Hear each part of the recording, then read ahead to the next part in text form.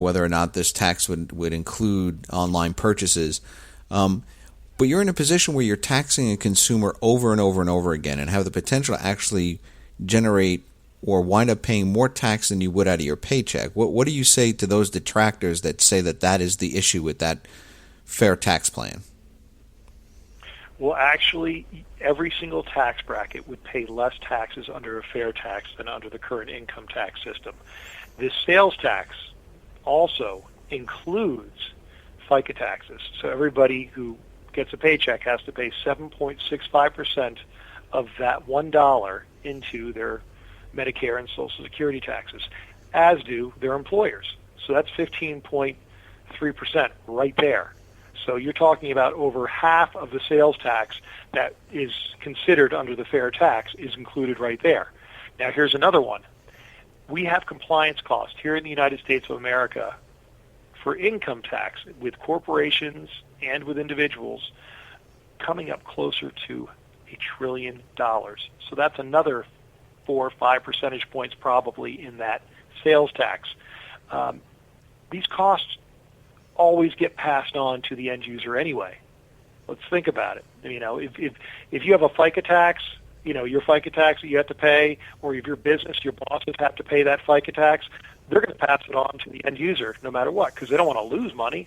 Same things with filing for income taxes or having to deal with certain payroll taxes in a business. They will pass the cost on to the end user. It is the only tax plan which has been studied, which they have shown, which, one, does not raise taxes on any single tax bracket, and also deals with our growing national deficit and helping to make Social Security and Medicare sustainable. It's the only tax plan. Nobody's come up with a single other one which does not raise taxes on the people and also deals with those major issues. What would be the proposed percentage on a sales tax? They're saying 23%. That's to keep things dollar to dollar. We're not looking to raise money. But here's the interesting thing. This does not take into account the 10 million new jobs that would come in the first year, the offshore money that would come back into our economy, all those companies that would come here which would raise because there'd be no corporate income tax rate. And we have the best infrastructure in the world, so all those big companies would want to come back to America and say, yeah, I want to start a business here. This is a great work talent pool. We have great infrastructure. Those costs of all those goods that I'm telling you, wages would go up. The cost of these goods would go down because they're making it here in America, not have to import. And also there's no compliance costs, like I mentioned. There's no FICA taxes. You might even come up with you're having a wash. So instead of paying an income tax, you might be taking home every single dollar you were making before plus more, so it would almost be like you were never paying taxes. It's an amazing idea. We had a similar thing in place before they even had an income tax a little over 100 years ago. We seemed to do all right then. You're absolutely right, but we had a lot more manufacturing jobs and production in the country then. As Right. we've moved away from production and manufacturing, we've moved more towards the service industry. Majority of the jobs in this country are service related. You said on multiple occasions now that you say that millions of jobs would come back to the country. How exactly and where do you see in what industries those jobs coming back? Well, I see a lot of it in the service industry, as you mentioned, but also just the idea of, say, pharmaceutical companies wanting to move across to Ireland so they could, have their corporate tax structure hidden there. They put their money offshore or invest it in other places versus having it here, because anytime anybody invests in an American company, they end up having to pay certain taxes. It's a process which a lot of companies leave the country because they don't want to pay corporate tax rates, et cetera, et cetera. So it's called inversion. They leave the country. I would envision that you would have many companies come back. I'm trying to think of the precise industries, but a lot of technology. But the bottom line is, without a corporate tax rate, it's a lot easier to have a business here in America. And actually, let me give you one that's just in straight manufacturing of clothing. There was a company in Alabama, and I cannot remember the exact name of it, but the bottom line is the cotton was picked and manufactured, and T-shirts or shirts were made in the building right there. Well, because it became so much cheaper to move those jobs offshore because of the corporate tax rates, they started picking the cotton, putting on the boats, moving it down river to Mexico, wherever they ended up taking them off on the barges, had them T-shirts made abroad, and then brought back and sold in the same country.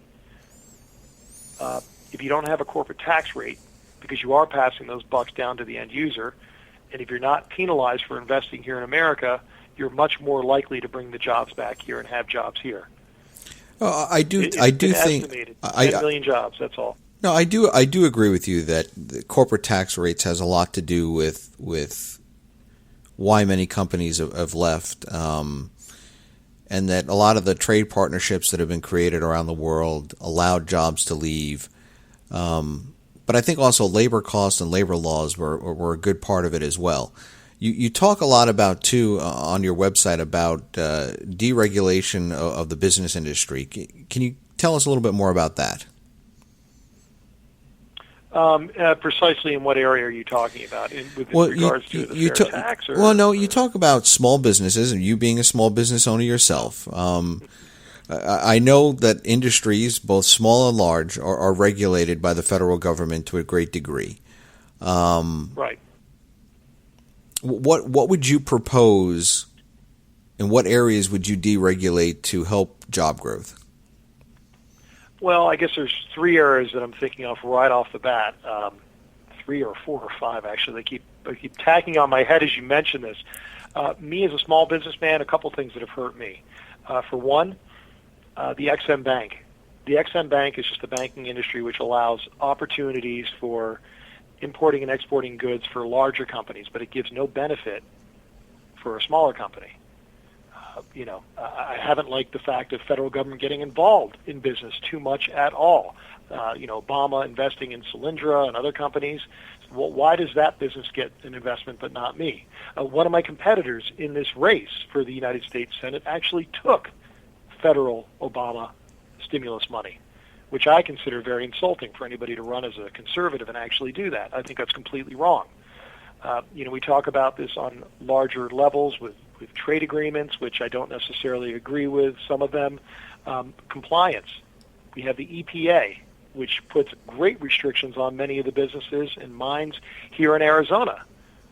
They regulate to a point where it does not make sense, kind of in the sense that why should a company, for example, a mine that has invested in machinery that has a 50-year shelf life, all of a sudden, maybe 2 years into the shelf life of this machinery, be told they need to change how they're collecting or, their waste or this or that without giving them some sort of an incentive, but just a penalty. Let's lower our emissions. Well, what if I just bought this machinery that's not set up to do that? Help me out a little bit. I don't like the federal government coming up and changing the rules on the people. It just makes no sense. It's not fair to free market, and as far as the Environmental Protection Agency goes, they're one of the worst out there in my mind. Okay, you talk a lot also about, in your campaign, about national and border security and how they're tied together. Not unlike the Republican frontrunner, Donald Trump, you talk about building a wall along our southern border. How do you propose to pay for that wall? You know what? Trade, as we said. Donald Trump might have mentioned that, but I want to make it very clear to everybody out there that the border and immigration are cousins. They're related, but they are separate issues. If we do not address our immigration problem first, we cannot even think about creating a border. Now, I'd like to actually do them side by side. It's very important to me. Immigration, the issue here in America, is not our rules that we have on the books. It's the actual lack of enforcement of rules. We don't enforce our rules on the books. It's very simple. I know that my ancestors came here over 100 years ago, and they followed the rules on the books. They got the protection of the United States of America, and that was it. They didn't get welfare. They didn't get freebies. They had to assimilate. They had to learn the language. They had to play by the rules, pledge to the flag, and then they became citizens. They did nobody any favors if they hadn't done that. In fact, by doing so and learning how to speak English, my father grew up speaking English just fine and having a very successful career because he could communicate with others. The border, how to pay for it? You know what? You want to look into that very much, but Donald Trump was not 100% far off by saying, hey, Mexico, you need to work in conjunction with us. It's a heck of a lot easier to get into the United States of America than it is to get into Mexico. We can absolutely and must enforce our border, secure our border, I should say, and it can be with fencing, it can be with technology, it can be with boots on the ground. It can absolutely be there. You mentioned immigration. That's something you highlight on your campaign website as well. You mentioned that we should go back to the laws that we had on the books 100 years ago in regard to immigration. Does that mean that you support quotas? No, not necessarily. I don't think there's any rule or set rule that says we have to allow any certain amount of people anywhere, shape, or form into our country. If we have room and we have jobs and we want to bring good people into this country, then we absolutely can. But our country is very, very generous. We take in more foreigners into our country, I believe, than any other nation on this earth.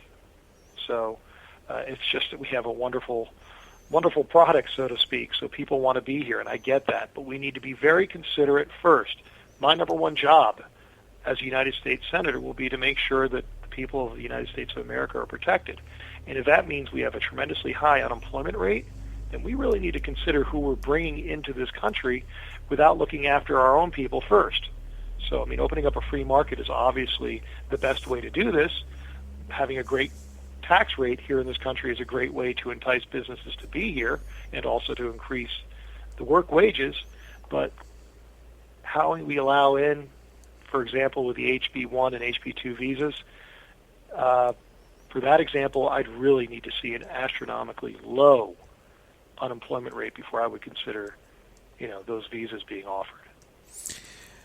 Sticking with the subject of immigration, you talk about enforcing the laws that are currently on the books.